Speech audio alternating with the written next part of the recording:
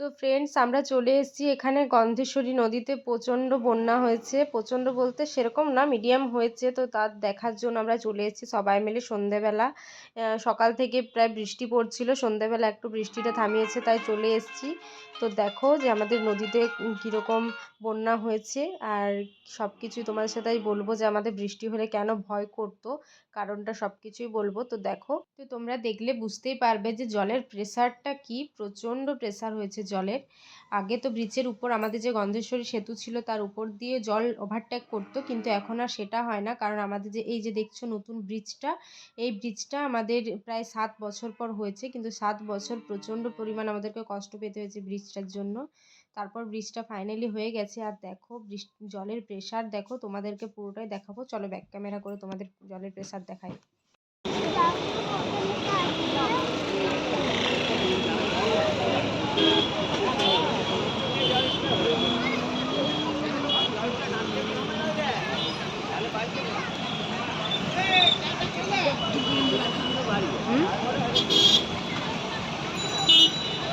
বড় নদী কম থাকে।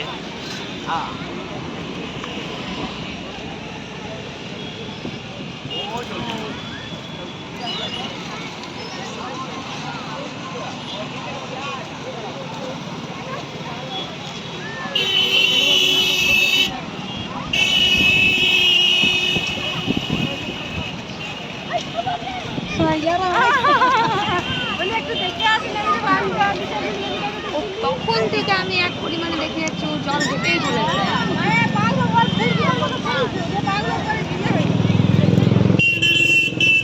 তখন থেকে পড়তে বসে উঠেছে, উঠার পর থেকে সে জল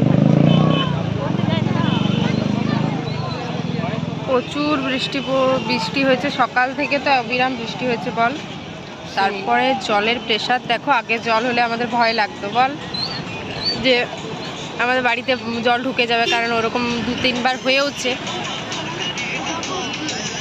ব্রিজ হওয়ার পরে অনেক রেহাই, ব্রিজ হওয়ার পরে এই যে দেখছো এই গন্ধেশ্বরী যে সেতু, এটা হওয়ার পর অনেকটা রেহাই হয়েছে।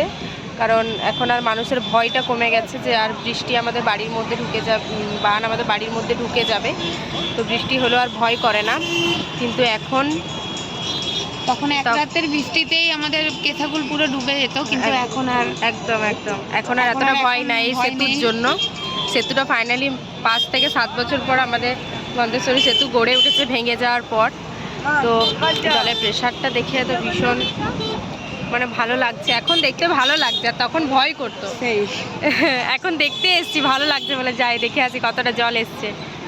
তো দেখো আরেকটু সকাল দিকে আরেকটুখানি বেশি ছিল, এই দিকটা ছিল, তো এটা এখন এই দিকটা এখন নেমে গেছে বিকেলবেলা। আমি তো সন্ধেবেলা এসেছি, তো তাই এটাই আছে। তো দেখো কি প্রেসারের জল বইছে, আর ওই দিকে দূরে দেখতে পাবে নদীর যে জলটা আসছে,